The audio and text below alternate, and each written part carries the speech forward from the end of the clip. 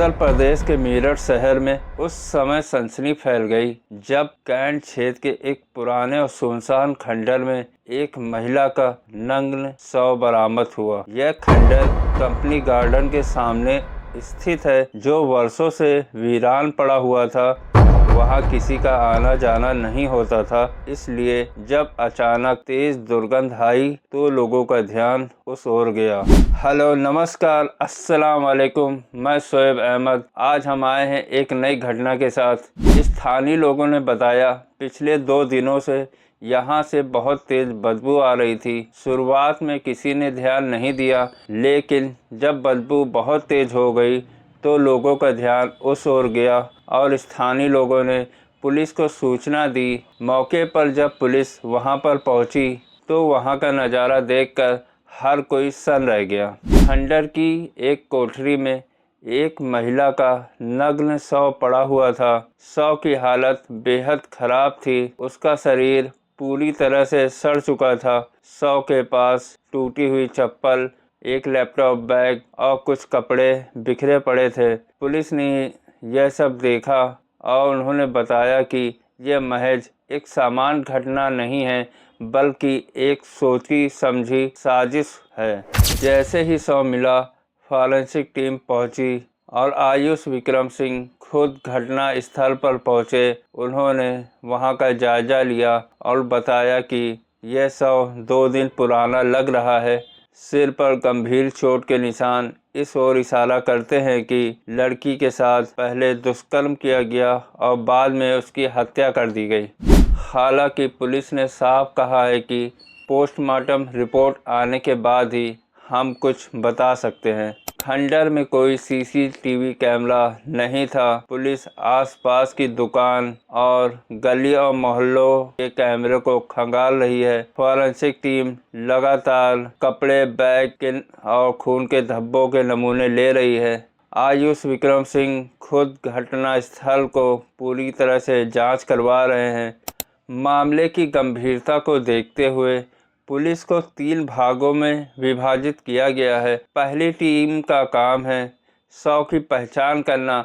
दूसरी टीम का काम है 2 दिन में गुमशुदा महिलाओं की तलाश करना और तीसरी टीम का काम है घटना स्थल पर संभावित स्थिति को जांचना। पुलिस ने आसपास के इलाके में गुमशुदा महिला की रिपोर्ट ली और स्थानीय लोगों से भी पूछताछ किया है। शव की स्थिति और आसपास मौजूद चीज़ों ने इस घटना को और भी रहस्यमय बना दिया है। महिला के पास मिले लैपटॉप बैग से ऐसा लगता है कि वह पढ़ी लिखी हो सकती है या किसी निजी दफ्तर में काम करती हो, लेकिन वो खंडर में कैसे पहुंची? क्या उसे वहां पर जबरदस्ती लाया गया या वह किसी को जानती थी जो उसे वहां ले गया?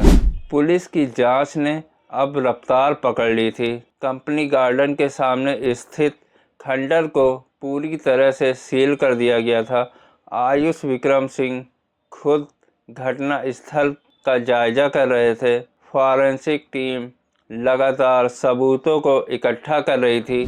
अगली सुबह हुई एक परिवार मेरठ के प्रतापपुर थाने में अपनी बेटी की गुमशुदा की रिपोर्ट लिखवाने आए। उनकी बेटी का नाम रिया शर्मा था। वह पिछले 2 दिन से लापता थी। पेशे से वह एक निजी कंपनी में काम करती थी। ऑफिस से घर लौटते समय वह अपने घर पर हमेशा फ़ोन करती थी, लेकिन उस दिन उसका फ़ोन बंद आ रहा था। रिया के हुलिये और उसकी उम्र का मिलान उस खंडर में मिले शव से किया गया। प्राथमिक तौर पर यह शक गहरा होने लगा कि ये रिया हो सकती है। पास के एक मेडिकल स्टोर में रिया की कुछ झलक सामने आई थी। वही करीब 7:42 पर। उससे कुछ सेकंड पहले एक लड़का उसी ओर जाते दिखा था।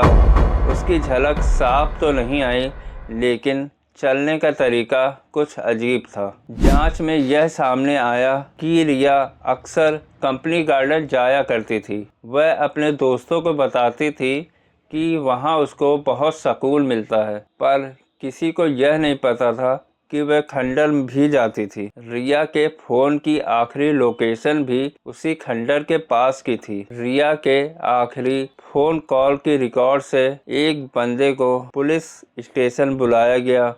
उसका नाम अंशुमान था, जो एक फोटोग्राफर था। हाल में ही मेरठ वापस लौटा था, जिसकी बात कुछ महीने पहले रिया से हुई थी। अगले दिन रिया की पोस्टमार्टम रिपोर्ट आई। उसकी मृत्यु का कारण सिर पर चोट लगने से हुई।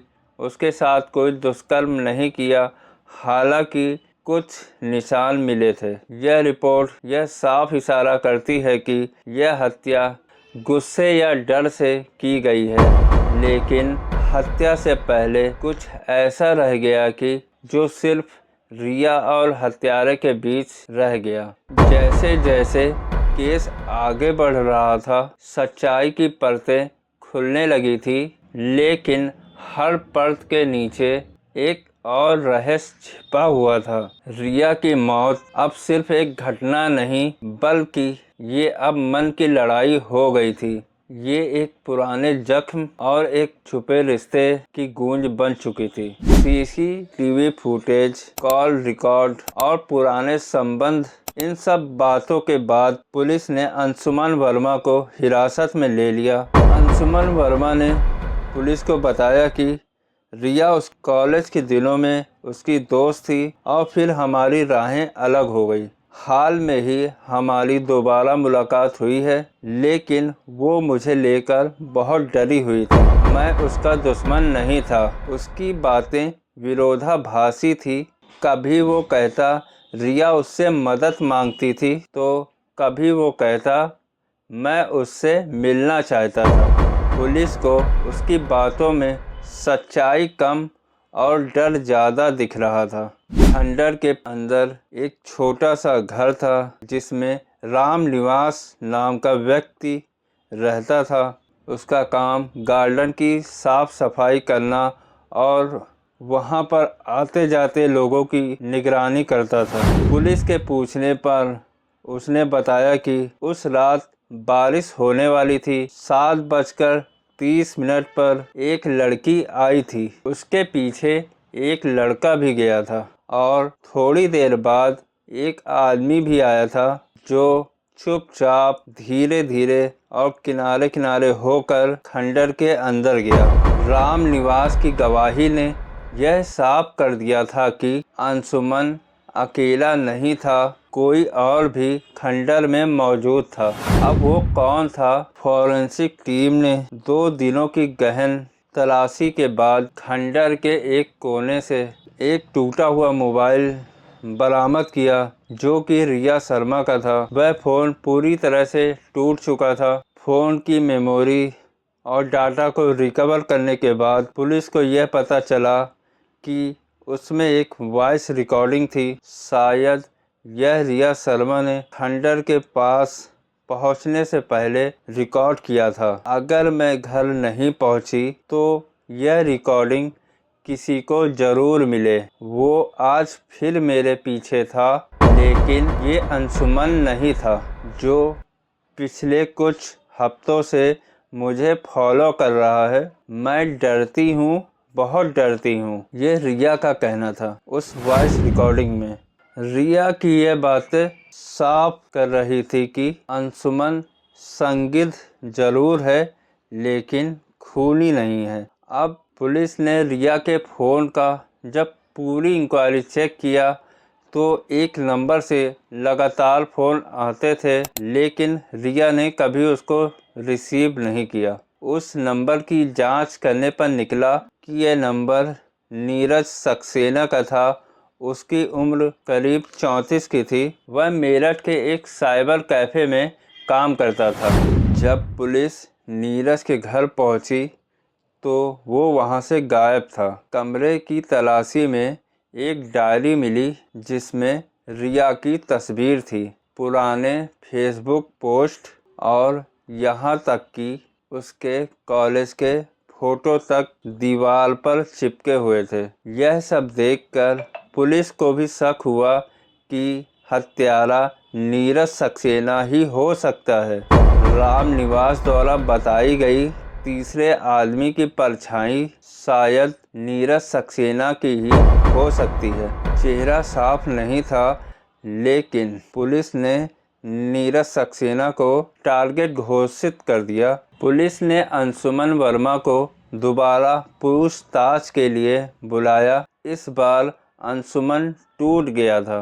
अंशुमन ने बताया, मैं जानता था कि रिया शर्मा का कोई पीछा कर रहा है। अंशुमन को रिया शर्मा ने बताया था कि कोई उसको पीछा करता है, रिया को डर लगता है। अंशुमन ने बोला कि मैंने रिया को अकेले छोड़ दिया क्योंकि मैं उससे नाराज़ था। मैंने सोचा कि वह ड्रामा कर रही है। मीडिया से बात करते हुए रिया की मां ने बोला, वह बहुत डरती थी। मुझसे कहती थी, मम्मी अगर मुझे कुछ हो जाए तो समझ जाना कि मैंने हार नहीं मानी थी। मुझे मेरी बेटी के लिए इंसाफ चाहिए बस। रिया शर्मा की मां ने मीडिया से बोला। अंशुमन वर्मा उसके कॉलेज के सीनियर और पुराने दोस्त थे। संदिग्ध बना लेकिन हत्यारा नहीं निकला। अब पुलिस नीरज सक्सेना को ढूंढने निकली। 3 दिन की गहन तलाशी, मोबाइल लोकेशन ट्रेसिंग और मथुरा रेलवे स्टेशन से मिला एक गुप्त सूचना के बाद पुलिस ने दिल्ली हावड़ा एक्सप्रेस में छुपा बैठा हुआ पकड़ा। उसने महिला के कपड़े पहने हुए थे ताकि उसको कोई पहचान न सके। अब नीरज की गिरफ्तारी के बाद पुलिस ने जब उससे पूछताछ की तो पहले तो वो चुप रहा। जब रिया की मां की तस्वीर उसके सामने रखी गई तो उसकी आंखों में आंसू आए, पर अफसोस नहीं था। नीरज ने कहा, वो मेरी थी। रिया को मैंने कॉलेज के फेयरवेल पार्टी में देखा था। वो किसी परी जैसी लग रही थी। मैंने उससे बात करने की कोशिश की थी, उसने मुझको नोटिस नहीं किया। फिर उसने मुझको फेसबुक पर ब्लॉक कर दिया। तब मैं जान गया था कि वो किसी और की भी नहीं हो सकती। वो हर दिन कंपनी गार्डन आती थी। मैं दूर से उसे देखता रहता था। फिर जब अंशुमन वर्मा वापस आया तो मुझे लगा अब वो मुझसे छिन रही है। नीरज सक्सेना ने बोला, उस दिन रिया खंडर में आई थी। करीब 7:40 पर उसने वॉइस रिकॉर्डिंग चालू की। उस दिन रिया खंडर में पहुंची, शायद किसी से मिलने या कुछ रिकॉर्ड करने। उसने वॉइस रिकॉर्डिंग चालू की। पीछे से नीरज आया, खुद को बचाने की कोशिश की। नीरज ने पास में पड़े एक ईंट से रिया के सर पर हमला कर दिया। नीरज ने घबराकर रिया के शव को वहीं छोड़ दिया, लेकिन भागते वक्त उसका बैग वहीं गिर गया। लेकिन क्या यह पूरा सच था? जब पुलिस ने रिया का फ़ोन दोबारा फॉरेंसिक टीम के पास भेजा तो एक वीडियो क्लिप भी रिकवर हुई। वह बहुत धुंधली थी, लेकिन उसमें आवाज़ थी। उस रिकॉर्डिंग में रिया बोल रही थी, तुम क्यों पीछा कर रहे हो? मैं पुलिस को बुला लूँगी। एक धीमी आवाज़ में, मैं तुम्हें अपना बनाना चाहता हूँ।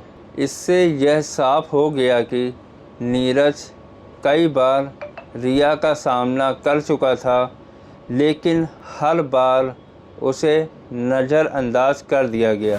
अंशुमन वर्मा को पुलिस ने इस केस से हटा दिया था, लेकिन उसकी आंखों में एक ही सवाल था, क्या अगर मैं उस रात रिया से मिलने गया होता तो वह जिंदा होती? उसने एक इंटरव्यू में बोला कि कभी कभी हम सोचते हैं कि सब ठीक हो जाएगा, लेकिन किसी का डर सिर्फ डर नहीं होता, वो सच भी हो सकता है। मैंने उसे नहीं समझा और वो हमेशा के लिए मुझे छोड़कर चली गई।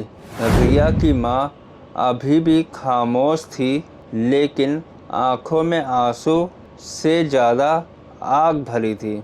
अदालत के बाहर पत्रकारों से घिरी रही, लेकिन कुछ नहीं बोली, बस इतना कहा, जिसने मेरी बेटी की हंसी छीनी है उसे अब हर सांस भारी लगेगी। इंसाफ मिला या नहीं मिला, भगवान देख रहा है।